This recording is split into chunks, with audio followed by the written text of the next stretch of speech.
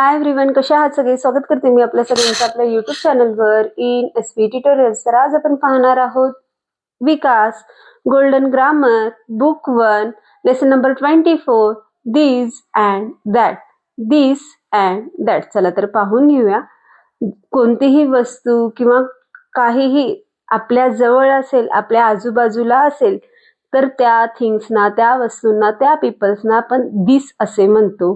आणि कोणतीही वस्तू आपल्यापासून खूपच लांब असेल तर त्याला दॅट हा वर्ड यूज केला जातो. पहा, पिक्चरमध्ये दाखवण्यात आलेला आहे एक लहान मुलगा आहे, लहान मुलाच्या जवळ आलेला आहे गोरिला. तर त्याला इथे काय म्हणलेलं आहे? दिस इज अ गोरिला. दिस कशासाठी वापरण्यात आलेला आहे?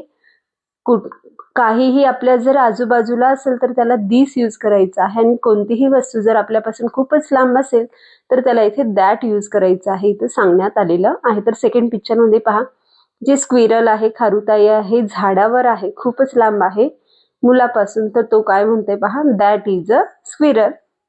We use this when we talk of something which is a near bye.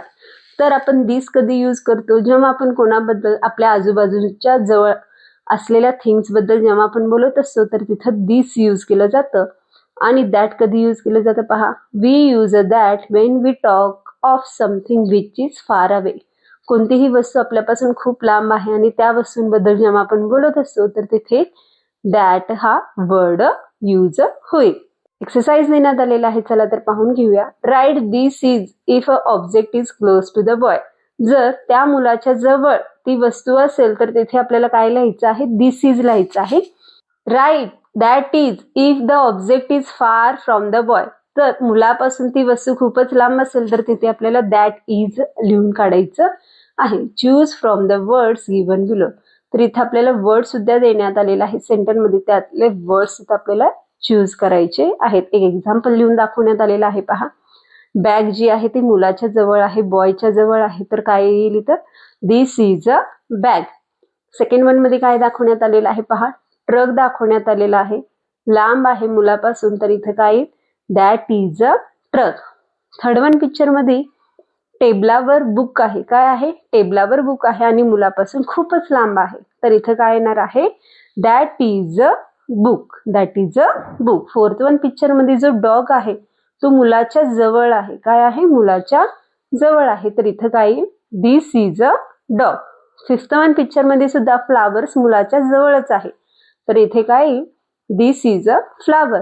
आणि सिक्स्थ वन पिक्चर मध्ये ट्रीज दाखवण्यात आलेला आहे, तर ट्रीज खूप लांब आहे. ट्री जो आहे, झाड जो आहे, मुलापासून खूपच लांब आहे, तर इथं काय येईल? That is a tree. तर इन्स्ट्रक्शन्स देण्यात आलेला आहे पहा. These and that's are used with the naming words that stand for a one. These आणि that's कोणाला यूज केले जातं हे सुद्धा इथे सांगण्यात आलेलं आहे.